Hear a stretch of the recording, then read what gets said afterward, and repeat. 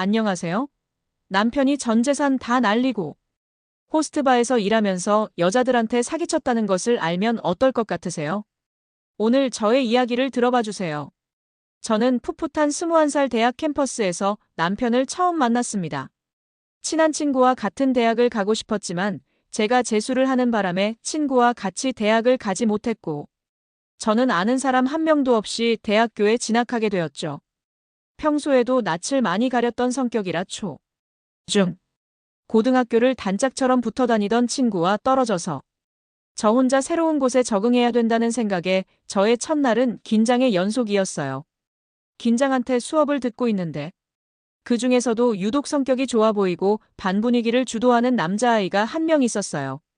그 친구가 바로 몇 달 뒤 제 남자친구가 된 사람이었죠. 처음 만났을 때는 몰랐어요. 저와는 전혀 어울리지 않는 친구이었기에 이 친구와 연인이 될 줄은 상상도 못한 일이었죠. 외모는 평범했지만 키가 크고 옷도 깔끔하게 잘 입었던 그 친구는 과 전체에서 인기가 많았어요. 특유의 리더십으로 친구들을 사로잡았죠. 그 기세를 몰아서 과 대표에 나가서 당당히 과 대표가 되었고, 저는 저와는 너무 다른 성격의 친구가 신기하기도 했고, 참 재밌는 친구구나 싶었습니다. 남자친구는 조용히 수업만 듣는 저에게 먼저 다가와서 말도 걸어주고 과제 했냐고 챙겨주기도 했어요. 그때까지만 해도 저에게 호감이 있었다가 보다는 늘 혼자 다니는 제가 애처롭게 보였나 보더라고요. 저는 재수를 했기에 친구들보다 한 살이 많았는데 그 때문에 먼저 친구들에게 다가가기가 더 힘들었던 것 같아요. 그런 저를 누나 하면서 잘 챙겨주는 남자친구에게 항상 고마웠죠. 그렇게 저의 짝사랑이 시작되었습니다. 학교에서 너무 인기가 많았던 친구라 감히 고백할 엄두조차 못 내고 있었고, 학기가 거의 끝나갈 때즈음 저도 과에서 친하게 지내는 친구들이 생겼고, 그 무리 중에는 남편이 항상 함께 했어요. 우리는 5명이서 늘 함께 붙어 다녔고, 그때를 생각하면 참 재밌었어요. 그렇게 짝사랑만 이어가던 어느 날, 학기는 끝나가고 있었고, 방학 때 친구들과 여행을 가기로 했죠. 고모는 부모님께 비밀로 해주겠다면서 다녀오라고 했고, 저는 그렇게 태어나서 처음으로 친구들과 여행을 떠났습니다. 그리고 이튿날 저녁, 파도 소리가 가득했던 조용한 밤바다 모래사장에서 저는 남자친구에게 고백을 받았습니다. 꿈만 같았던 그날을 아직도 잊을 수가 없네요. 그렇게 우리는 캠퍼스 커플이 되었습니다. 연애한 지 3달도 안 되어 남자친구는 군대를 갔어요. 저는 그 시간을 기다려 주었고요. 주변에서는 고무신 거꾸로 안 신고 참 대단하다고 했었죠. 그렇게 연애 기간은 5년이 되었고 정말 미운정, 고운정 다 들어버렸어요. 남자친구는 제 첫사랑이었고 오래되었지만 너무 소중해서 버릴 수도 없고 하지만 사용할 수는 없는 그런 제가 너무 아끼는 애장품 같은 것이 되었어요. 저는 학교를 졸업하고 바로 취업을 해서 영상팀으로 방송국에서 일하게 되었고 남자친구는 복학해서 여전히 학생이었죠. 제가 돈을 벌었기에 데이트 비용이나 남자친구가 필요하다고 하는 것들을 사주기도 했고 어떤 달은 남편이 사는 원룸에 월세가 밀려서 제가 대신 내준 적도 있었어요. 남자친구는 취업 준비도 제대로 하지 않고 늘 술을 먹고 놀곤 했었어요. 처음에는 군대 전역해서 그래 얼마나 고생했겠나 싶어서 풀어주었는데 그게 1년 2년이 지나가자 점점 그런 모습이 한심해 보이더군요. 그러던 어느 날 저는 그때 당시 방송국 일이 24시간 돌아가고 있어서 방송국 근처로 따로 나와 살고 있었는데 남자친구에게서 연락이 왔어요. 지혜야, 나 쫓겨났다. 뭐라고? 그게 무슨 소리야? 월세가 너무 밀려서 쫓겨났어. 보증금도 다 까였고. 나 며칠만 너네 집에서 좀 살게 해주라. 참 말문이 막혔지만 넉넉치 않은 남편 집을 잘 알고 있었기에 저는 저희 집에 남자친구와 함께 살게 되었습니다. 며칠만 일하고 했던 남자친구가 저희 집에 같이 산지 1달, 2달, 3달이 되어가고 남자친구는 제 눈치를 보며 취업 자리를 알아보고 있었죠. 말이 좋아 취준생이었지 그냥 백수였어요. 생활비 하나 내지 않고 제가 벌어온 돈으로 둘이서 생활하기 시작했고 그렇게 동거 아닌 동거가 되어버렸습니다. 그때 제 나이가 27살 남자친구의 나이 26살이었어요. 주변 친구들은 저에게 무슨 고생이냐며 뒷바라지 한다고 고생한다고 했지만 지금 취업이 안 되어서 그렇지 남자친구는 꿈도 있었고 비전도 있는 친구라고 그렇게 저 스스로를 세뇌시켰던 것 같아요. 주변에 안 좋은 소리를 들을 때마다 그럴수록 저는 남자친구를 더 믿고 싶었어요. 왜 바람둥이 남자가 나를 만나면 달라질 것이라는 말도 안 되는 여자들의 착각처럼요. 저의 기대에 보답이라도 하듯 남자친구는 면접을 본 어플리케이션 스타트업 회사에 취업을 했습니다. 저와 남자친구는 너무 기뻤고 그날 밤 맥주 파티를 했어요. 그런데 남자친구가 취업에 성공하고 1년이 조금 안 되어 일이 터지고 말았습니다. 제가 덜컥 임신을 하게 된 것이었죠. 피임을 잘했는데 둘이 술 한 잔을 기울이다 하룻밤 실수를 한 적이 있었는데 그게 바로 임신이 되어버린 것이었어요. 연애 기간이 길었기에 언젠가 결혼을 하게 된다면 남자친구와 하겠지라는 생각은 늘 있었지만 그 시기가 지금이 될 줄은 몰랐습니다. 아직 우린 어렸기에. 민재야, 나 임신했어. 어떻게 해? 임신? 응. 뭘 어떻게 해? 낳아야지. 우리 결혼하자. 남자친구는 조금의 망설임도 없이 그렇게 이야기했습니다. 눈물이 핑 돌더군요. 늘 저보다 어리다고만 생각했는데 남자친구는 듬직하게 걱정 말라며 부모님께 말씀드리자고 했어요. 그런 책임감 있는 모습에 저도 결혼을 결심하게 되었습니다. 저의 임신 소식에 저희 집이 발칵 뒤집혔지만 오래된 연인이 있다는 걸 아셨고 또 자주 인사드리러 갔던 남자친구를 부모님께서 예쁘게 보셨기에 결혼은 일사천리로 진행되었습니다. 배가 더 불러오기 전에 하자고 해서 그렇게 저희는 많은 사람들의 축복 속에서 결혼을 했습니다. 농사 짓는 시댁에서는 크게 여유가 없었기에 집도 못 해줘서 미안하다며 5천만 원을 주셨고 저희는 그 돈으로 지금 살고 있는 집에서 조금 큰 월세 집으로 이사를 했습니다. 그래도 신혼이라고 나름 신혼집 분위기도 내면서 그렇게 저희 첫 출발이 시작되었어요. 긴 연애 기간 그리고 1년의 동거 기간 때문인지 저희는 달라진 것이 없었지만 그래도 서류상 부부가 되었다는 것에 서로 책임감을 느꼈고 남자친구, 아니 남편도 저와 아이를 먹여 살린다면서 직장 생활에도 더 열의를 내는 것 같았습니다. 임신 막달에 들어서고 저는 출산 휴가를 냈고 어느 날 저녁 남편은 저에게 할 말이 있다고 했어요. 우리 회사에서 이번에 새로운 어플을 개발했는데 너무 괜찮은 거라 부장님하고 몇 명이서 투자를 하려고 하는데 어때? 투자? 남편은 2달 뒤 주식 상장하면 주가가 많이 오를 것이라며 투자하자고 했습니다. 그런데 저는 찝찝한 마음을 없앨 수 없었고 그렇게 남편은 3일 밤낮으로 저를 설득했습니다. 결국 저는 회사에 퇴직금 중간정산을 신청했고 그 돈을 고스란히 남편 회사 투자금으로 넣었어요. 2달 뒤 상장되기로 했던 주식 상장은 감감무소식이었고 뭐가 어떻게 돌아가는 건지 남편은 술을 먹고 오는 날들이 많아졌어요. 제가 물어도 상장 시기가 연기되었다고 걱정하지 말라고만 했죠. 그 사이 저는 딸 아이를 출산했습니다.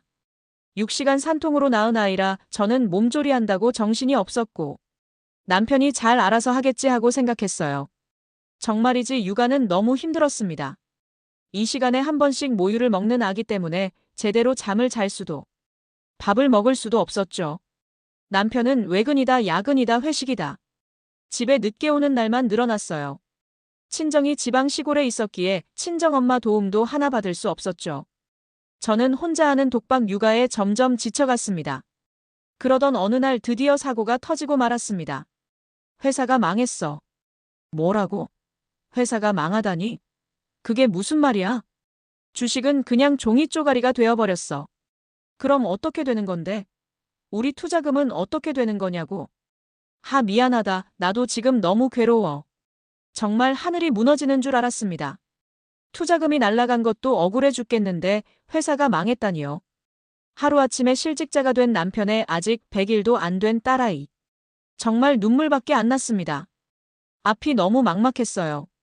남편도 술에 취해서는 눈물을 흘렸고 제정신이 아닌 것처럼 보였습니다. 지금은 무슨 이야기도 안 되겠다 싶어서 아이를 데리고 작은 옷방으로 들어가서 울었어요. 그 작은 아이도 뭘 아는지 칭얼대고 울었습니다. 정말 잘 살고 싶었고 잘 살 줄 알았는데 내 인생이 왜 이렇게 되었나 5만 가지 생각이 다 들더군요. 다음 날 아침 남편은 술이 안 깬 상태에서 숙취로 힘들어하고 있었고, 제가 이야기를 좀 하자고 하니 오히려 적반하장으로 화를 내더군요. 남편의 잘못이 아니라는 것을 알지만 아이가 태어나고 잠도 제대로 못 자고 밥도 제 시간에 먹지 못하고 온갖 육아 스트레스로 지쳐있던 제 입에서 좋은 이야기가 나가지 않았습니다. 어젯밤에 실컷 울고 나서 그래 다시 시작하면 되지. 우리 아직 젊고 그래 이겨내야 돼.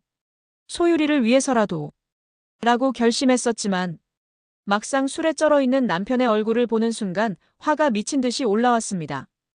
도저히 좋은 말이 안 나가더군요. 남편은 듣기 싫다는 듯이 고양이 세수를 하고는 집을 나가버렸습니다. 너무 답답했어요. 그날 저녁. 이야기 좀 해. 무슨 이야기? 앞으로 어떻게 할 건지 이야기를 해야지. 당장 이번 달 월세는 어떻게 할 거야? 저는 최대한 차분하게 이야기했습니다. 일자리 알아보고 있어. 근데 지금 당장 취업을 해도 다음 달에 월급이 나오니까. 이번 달은 자기가 어떻게든 한번 해봐. 내가 지금 돈이 어디 있어? 출산 병원비에 조리원비에 그것도 다 내 돈으로 했잖아. 어쩔 수 없지. 적금 깨자. 아, 적금을 어떻게 깨? 그럼 어떻게? 지금 방법이 있어? 당장 이번 달 월세랑 생활비도 없는데. 남편과 결혼하고 제가 그동안 일하면서 모아놓은 돈과 달달이 남편이 벌어오는 돈에서 일부를 매달 적금을 넣고 있었어요. 그런데 남편은 제 퇴직금으로도 모자라서 저한테 한마디 상의도 없이 적금을 깨서 그 돈까지 모두 그 회사에 투자를 했다고 합니다. 정말 피가 거꾸로 쏟는 것 같았습니다. 미쳤어? 왜 그 돈에 돈을 대? 어떻게 한마디 상의도 없이 혼자 그런 짓을 할 수가 있냐고. 내가 이렇게 될 줄 알았어? 우리 세 식구 잘 살아보겠다고. 나도 노력했다고. 노력? 나한테 말도 없이 적금 깬 게 노력이야? 정말 앞으로 어떻게 할 거냐고.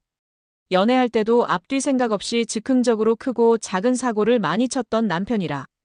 저는 더더욱 화가 났습니다. 우리 둘만 있으면 상관없는데 아직 아무것도 모르고 방긋방긋 웃는 딸 아이를 보고 있으니 너무 막막하고 남편이 용서가 안 되더라고요. 남편은 답이 없는 이야기에 또 자리를 박차고 집을 나가버렸습니다. 그러고는 일주일을 집에 들어오지 않았습니다. 그날 아이를 안고 얼마나 울었는지 모릅니다. 도저히 방법이 없어서 고모에게 전화를 걸어 사정을 이야기했습니다. 차마 친정에는 전화를 못하겠더군요. 제가 울면서 이야기하자 고모는 너무 안타까워하셨고 결국 1,000만 원을 해주시며 천천히 갚아라고 하셨어요. 저는 딸아이를 데리고 시댁으로 갔습니다. 시부모님께 모든 것을 말씀드렸고 지금 일주일째 남편이 집에 오지도 않는다고 했더니 시아버지는 뒷목을 잡고 쓰러지셨죠. 어머님, 죄송하지만 소율이 좀 봐주세요. 저 복직 신청하려고 해요. 저 우리 소율이 키워야 하잖아요. 민재 씨만 믿고 있을 수는 없어요. 저라도 정신 바짝 차려야죠. 그렇게 이제 태어난 지 2달 된 아이를 시댁에 맡기고 저는 바로 방송국에 복직 신청을 했습니다. 다행히 자리가 바로 났고 저는 몸조리도 제대로 못한 채 일을 시작했어요. 사정을 모르는 직장 동료들이 뭐라고 했지만 아무 소리도 들리지 않았어요. 오직 딸아이를 잘 키워야 한다는 책임감밖에 없었어요. 절대로 이대로 무너지면 안 돼. 정신 차리자. 이렇게 이악 물었던 것 같아요. 남편이 집을 나간 지 1달이 되었고 처음에는 괘씸해서 연락도 안 하다가 슬슬 걱정이 되기 시작했습니다. 잘못된 생각을 한 건 아닌지 덜컥 겁이 나더군요. 주변 대학 동기들한테 연락을 해보았지만 저랑 같이 아는 친구들에게는 일체 연락을 안 했나 보더라고요. 저는 겁이 나서 경찰서에 실종 신고를 했고 그로부터 며칠 뒤 제 앞으로 카드 명세서가 와서 뜯어보았더니 세상에나 현금 서비스가 2군데 300만 원, 200만 원 총 500만 원이 되어 있는 겁니다. 저는 다리에 힘이 풀려서 그대로 바닥에 주저앉았어요. 남편이 저 몰래 현금 서비스를 받은 것이었어요. 1달 전쯤 제가 핸드폰이 속도가 너무 느려서 새 걸로 바꿔야지 하면서도 아이 낳고 정신이 없어서 하루 이틀 미루다가 급한 대로 남편 폰으로 은행 뱅킹 서비스랑 카드 서비스를 등록해서 쓰고 있었는데 이런 일이 터진 겁니다. 정말 기가 막혀서 아무런 말도 나오지 않더군요. 날짜를 보니 집을 나가고 일주일 뒤였습니다. 도대체 이 돈을 가지고 어디서 뭘 하고 있는 건지. 무책임한 남편에게 정말 더 이상의 실망할 것도 없을 만큼 모든 것을 내려놓아야겠다라는 생각이 들었을 때 저는 친정에 모든 것을 말씀드렸습니다. 그래도 남편이 정신을 차리고 다시 돌아왔을 때 괜히 저희 친정에 책 잡힐까봐 계속 친정에는 말 못하고 있었거든요. 그런데 이제 더 이상 숨길 것도 없었습니다. 제 이야기를 들으신 친정 부모님께서는 노발대발 난리가 났고 사실 저희 신혼집이 월세집인 것도 모르고 계셨거든요. 남편이 월세집 산다고 하면 부모님이 걱정하실 거라고 전세집이라고 거짓말을 했었습니다. 그때만 해도 3년 안에 집 사서 이사할 거라고 큰 소리 쳤었죠. 모든 사실을 알게 된 부모님께서는 당장 이혼하라고 하셨습니다.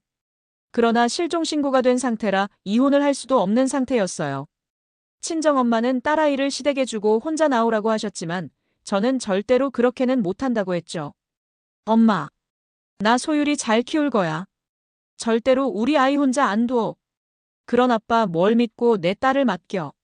아이고 이거사. 네 인생은 어떻게 할 거야? 엄마가 속상한 마음에 제 등짝을 때리며 우셨습니다. 엄마도 엄마잖아. 나 좀 이해해줘요. 나 정말 이 악물고 살 거야. 자식 이기는 부모 없다고 했던가요? 사실상 이혼도 불가한 상태이기도 했고 친정 부모님은 결국 저의 뜻을 받아들이셨습니다. 아버지께서 작은 전셋집을 해주신다고 하셔서 저는 이사를 준비했어요.